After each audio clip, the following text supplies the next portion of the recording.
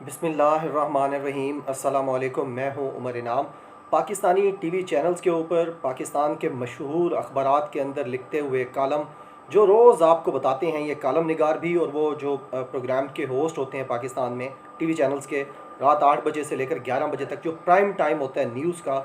उसके दौरान आपको उन कॉलम्स में भी और इन टॉक शोज़ में भी रोज़ाना ये बात नज़र आती है कि इमरान खान साहब जा रहे हैं, इमरान खान साहब परेशान हो चुके हैं, रावलपिंडी और इस्लामाबाद के दरमियान फासले बहुत हद तक बढ़ चुके हैं, नवाज़ शरीफ की डील हो गई है। ये जो सारी चीज़ें दे रहे होते हैं ये टॉक शोज़ के होस्ट भी और वो जो कॉलमिस्ट हैं, और अब तो वीलॉग्स भी आना शुरू हो गए हैं, यूट्यूब पे भी आ चुके हैं ये सारे लोग। इनके एक उस्ताद हैं, उनका नाम है शाहीन सहबाई साहब। शाहीन सहबाई मीर शकील रहमान का जियो जंग ग्रुप जो है, इसकी इंग्लिश अखबार है दी न्यूज़, उसके वो एडिटर इन चीफ रहे हैं 10 साल तक। वो नब्ज़ पहचानते हैं मीर शकील रहमान की, और उनके तमाम पेड जो नौकर्स अब जंग के अंदर हैं, जियो के अंदर हैं, दी न्यूज़ के अंदर हैं, जितनी आपको उमर चीमा जैसी सहाफ़त नज़र आती है, अहमद नूरानी जैसी, इन सब की नब्ज़ों को जानते हैं। रऊफ़ क्लासरा साहब के दोस्त हैं, मोहम्मद मालिक साहब के दोस्त हैं, बल्कि उस्ताद हैं आमिर मतीन साहब के, इन तमाम लोगों के। उन्होंने कॉलम लिखा है शाहीन सहबाई साहब ने, और उस कॉलम के अंदर उन्होंने वक़्त बताई है पाकिस्तान के इन टॉक शोज़ की, पाकिस्तान के इन कॉलम्स की, पाकिस्तान के इन ये जो यूट्यूब व्लॉग्स आते हैं, इनकी वक़्त बताई है कि क्या अहमियत है, क्या पकता है, खिचड़ी किस तरीके से पकती है, और उस खिचड़ी के अंदर मिसाले किस तरह डाले जाते हैं, मिसाले क्या होते हैं, और उसको इस्लामाबाद में किस तरह बेचा जाता है। इसकी पूरी हकीकत को वाज़ेह किया है शाहीन सहबाई साहब ने। पूरा एक मुफस्सल कालम इसके ऊपर लिखा है कि ये जो नवाज़ शरीफ की वापसी के ऊपर भी पाकिस्तानी अरस्तू और अफलातून सहाफ़ी प्राइम टाइम के एक खिचड़ी बना रहे हैं नवाज़ शरीफ के पूरे केस को, इसकी असल हकीकत क्या है। ये जो शाहीन सहबाई साहब का कॉलम है, ये मोहम्मद मालिक साहब जो हम न्यूज़ पे प्रोग्राम करते हैं, जो इमरान खान साहब को कहते थे कि अगर कोरोना से ज़्यादा अमवात हो गई तो मैं आपका गिरेबान पकड़ूंगा, असद उमर का पकड़ूंगा, ज़फ़र मिर्ज़ा का, या मैं किसका गिरेबान पकड़ूंगा। तो वज़ीर आज़म का गिरेबान ना पकड़ सकने वाले मोहम्मद मालिक का 22 अगस्त का ये टॉक शो था। उसके अंदर मधु थे, ज़रार खोड़ो, काशिफ अब्बासी और हामिद मीर साहब। और जब ये प्रोग्राम शुरू हुआ, इसको जो शाहीन सहबाई साहब इस तरह लिखते हैं कि जब ये प्रोग्राम शुरू हुआ तो शुरू इस तरह से मोहम्मद मालिक ने किया कि आज मेरे साथ 3 मशहूर इस्लामाबाद के बावर्ची मौजूद हैं जो इस्लामाबाद में बनने वाली खिचड़ियों पर ताज़ा और बेहतरीन तज्ज़िये पेश करने में बहुत तेज़ हैं। अब इसको जो है, ये जो खिचड़ी का लफ्ज़ उन्होंने इस्तेमाल किया और बावर्ची कहा,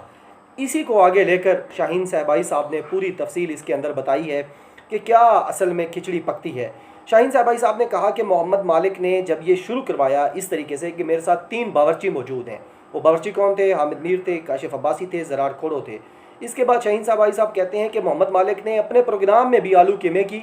और प्याज टमाटर की खिचड़ी पकाना शुरू कर दी। ये कौन कह रहे हैं? ये वो कह रहे हैं जो इन सब के उस्ताद हैं। शाहीन सहबाई साहब कहते हैं कि पहले बावर्चियों का तारुफ करवाया और फिर बड़े बावर्ची यानी मोहम्मद मालिक ने ख़ुद मिलकर अपने गेस्ट के साथ एक खिचड़ी बनाना शुरू कर दी। ये आलू कीमे की खिचड़ी थी, प्याज टमाटर की खिचड़ी थी, और मौजू था इस खिचड़ी का कि नवाज़ शरीफ की वापसी। अब मैं नहीं कह रहा, ये शाहीन सहबाई साहब कह रहे हैं, और शाहीन सहबाई साहब का मुफस्सल तारुफ मैं आपको बता चुका हूँ। सहबाई साहब कहते हैं कि जब ये शुरू हुई खिचड़ी बनाना मोहम्मद मालिक के 22 अगस्त के प्रोग्राम में, तो सब ने बड़ी बड़ी ख़बरें और लंबे लंबे तज्ज़िये देने शुरू कर दिए। ये शाहीन सहबाई साहब के अल्फाज हैं कि सब ने बड़ी बड़ी ख़बरें और लंबे तज्ज़िये दिए, और सारे मसलों का जो तासुर दिया, सब मसले जो इस्लामाबाद में इस वक्त वकूफ़ पज़ीर हैं, उन सब को इस प्रोग्राम में मिलाया गया। सारे बावर्ची आपस में बैठे और तासुर क्या दिया, रिज़ल्ट क्या निकाला इस प्रोग्राम का कि इमरान खान परेशानियों में घिर चुके हैं और इमरान खान अब जाने वाले हैं। ये शाहीन सहबाई साहब कह रहे हैं कि ये जो मेरे जूनियर बावर्ची हैं, इन्होंने अपने प्रोग्राम में सारे मसलों का हल ये निकाला कि इमरान खान शदीद मुश्किलात में फंस चुके हैं। अब शाहीन सहबाई साहब इनकी जो वक़्त है, जो इनकी वर्थ है, जो औकात है, वो बताते हुए कहते हैं कि ये सारे सहाफ़ी, ये जो इस प्रोग्राम में थे या बाकी आपको अफलातून नज़र आते हैं, ये अहम नुकात या तो भूल जाते हैं लिखते हुए और बोलते हुए, या फिर ये नज़रअंदाज कर जाते हैं। शाहीन सहबाई साहब कहते हैं या ये सारे सहाफ़ती बददियानती करते हुए अहम नुकात हुकूमत से मुताल्लिक या वो भूल जाते हैं या जानबूझ के नज़रअंदाज कर जाते हैं। फिर आगे शाहीन साहबाई साहब कह रहे हैं कि टॉक शोज़ को चटनी और अचार डालकर बनाया जाता है और इसमें मिसाले ऐड किए जाते हैं। और शाहीन साहबाई साहब ये भी कहते हैं कि ये जो प्रोग्राम था 22 अगस्त वाला, इसमें चटनी, अचार और मिसाला थोड़ा ज़्यादा हो गया था। ये यानी एक मीठा मीठा आईना दिखा रहे हैं, चटनी और अचार की बात करते हुए मीठी चटनी इनको चटवा रहे हैं इनके अपने उस्ताद और बहुत मोतबर सहाफ़ी शाहीन साहबाई साहब। आगे वो ये चल के कहते हैं कि मीडिया वाले खिचड़ियाँ बनाते रहते हैं, अपनी दुकान को चमकाने के लिए नए नए मिसाले लाकर अपनी दुकान पर रखते रहते हैं। और शाहीन साहबाई साहब कहते हैं कि पाकिस्तान के सहाफ़ी तो इस बात को जानते थे कि हमारा मीडिया किस तरह खिचड़ियाँ बनाकर पेश कर रहा है, अब आलमी सहाफ़ी भी इस बात को पहचानने लगे हैं। अब जो शाहीन साहबाई साहब ने बात की है उसके बारे में, वो जो कॉलम है माइकल कोगलीमैन का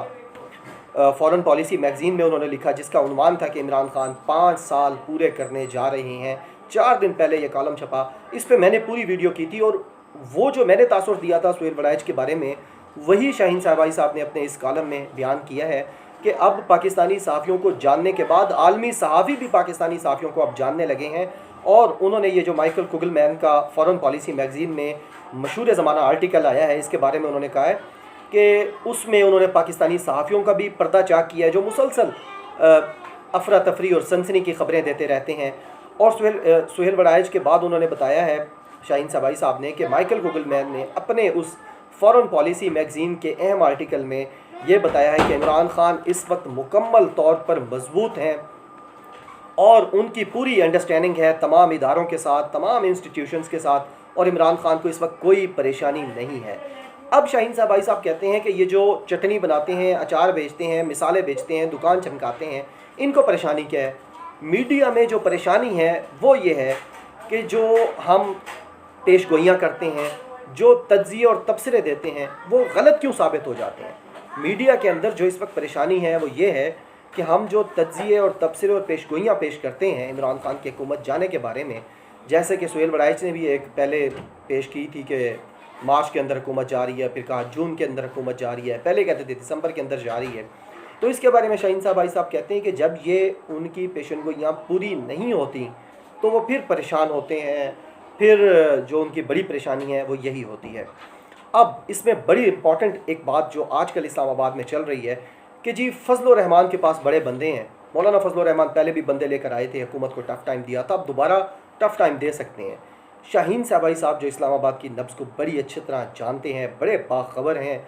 बहुत पावरफुल सहाफ़ी हैं, वो ये कहते हैं कि अब फजल रहमान के हवाले से भी पिंडी और इस्लामाबाद सेम पेज पर हैं और ये फ़ैसला किया गया है कि फजल रहमान अपने दीनदार सहाफ़ियों को,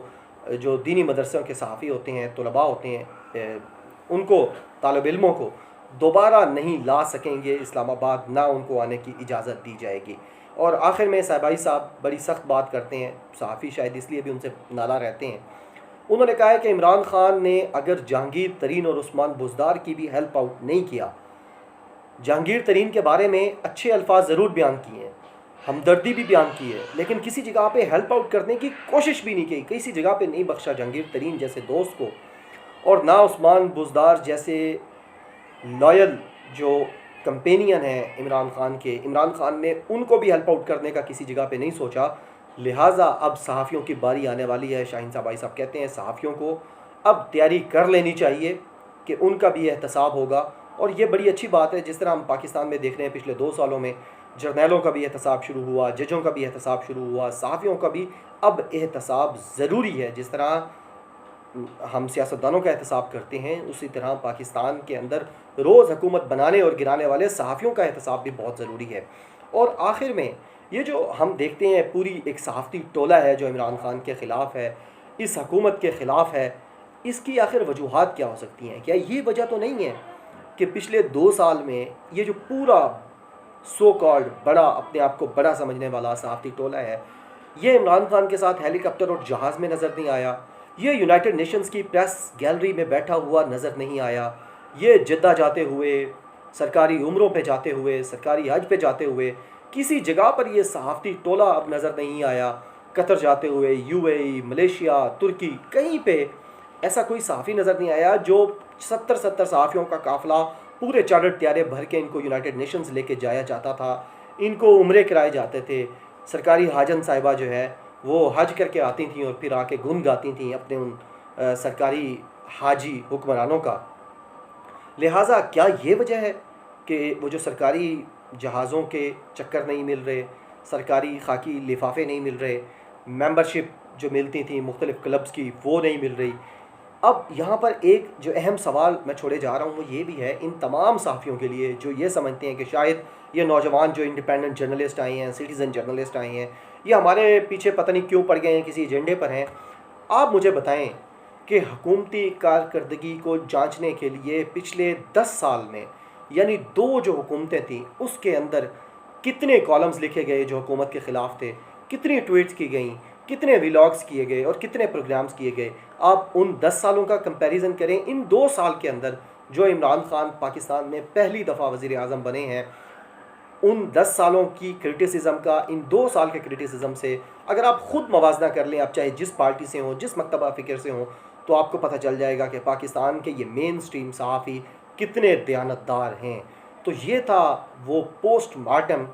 जो इंटरनल पोस्टमार्टम किया है शाहीन सहबाई साहब ने, जो इनके उस्ताद हैं और सीनियर सर्जन कह लें जर्नलिज़म के। उन्होंने इन सीनियर सहाफ़ियों का जो शाम को रोज़ बैठकर आपको और मुझे बताते हैं कि हुकूमत अब जा रही है तो कब जा रही है, कैसे जा रही है, क्या क्या प्रॉब्लम्स हैं। लिहाजा ये उम्मीद है आपको शाहीन सहबाई साहब का ये जो कॉलम है ये पसंद आया होगा और आप फ़ीडबैक उन तक और मुझ तक बहुत ज़रूर पहुँचाएँगे। बहुत शुक्रिया। अल्लाह हाफ़िज़।